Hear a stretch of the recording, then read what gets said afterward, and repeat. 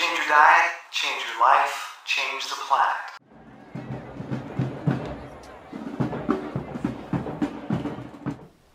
I went vegan in '98. I went raw in 2004. And I only say that here just so you kind of have an understanding of.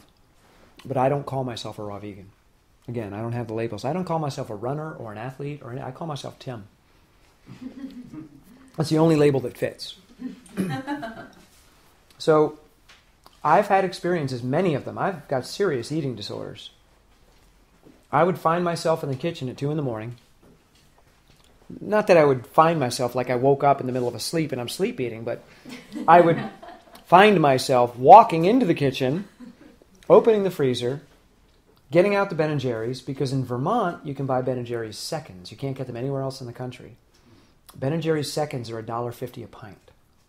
And they often have either too much cookie dough, too many Oreos, or not enough, but it's really good. So Vermonters live on Ben & Jerry's seconds. I would open up the freezer at 2 a.m, and I would take half of that pint, put it in a bowl, and then I would get peanut butter, pour it all over the top. Then I would get chocolate sauce. Then I would get honey. And I'd probably have 1,500 calories in that bowl. And I'd be crying because I didn't want to eat it. I didn't want to eat it. And I knew that I shouldn't. And I knew that it was the wrong thing to do, but I couldn't stop my hand. My hand is coming towards my mouth with the ice cream as words are coming out saying, you don't have to eat this. You don't have to eat. You don't have to eat it. Don't. You're not going to. No. You're not going to take another bite. You're not. No. I'm not. Nope. And then you finish the bowl. I'm definitely not going to be putting more ice cream in the bowl. No, I'm sick. I'm physically sick. My stomach is awful. I'm not going to put it. Okay, one more scoop. That's it. I'm going to, just one. No, one more. Okay, one more. This has been my life. When you have severe clinical depression and you don't have tools yet to deal with it, this is what your life looks like. And I would eat until I would want to vomit. I would eat until I was so sick and so miserable that I couldn't function anymore. And then I would stop.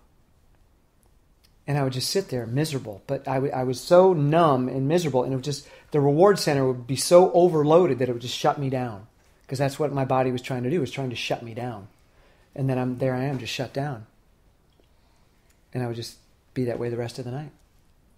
Until it would start again the next day.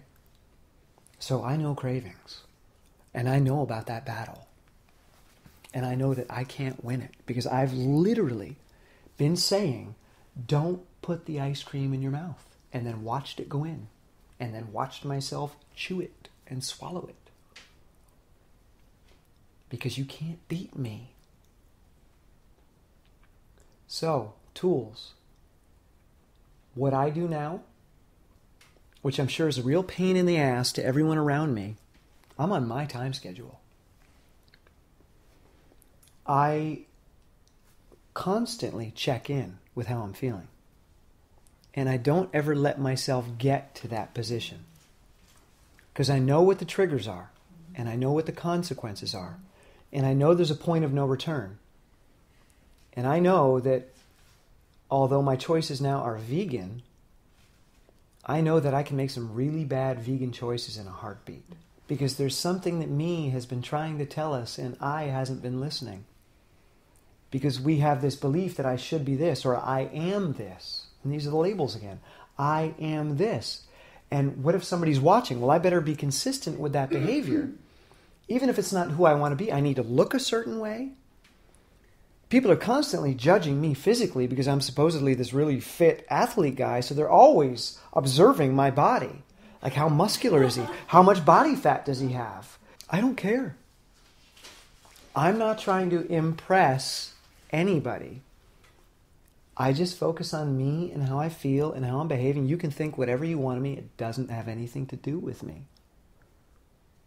But if I try to stick to that label, if I try to stick to, I'm the good boy, or I'm the hard worker, or I'm this, or I am that. And by the way, affirmations all start with I, don't they? And I haven't heard one yet that starts with me. because you'd basically affirm what you already are if they did. So take a look at the labels and the roles that you're trying to fill that are not consistent with who you are. Because that's where we get in trouble, when I starts to get too far away from me. And then the rubber band is like, whoosh, and whoosh involves eating lots of food.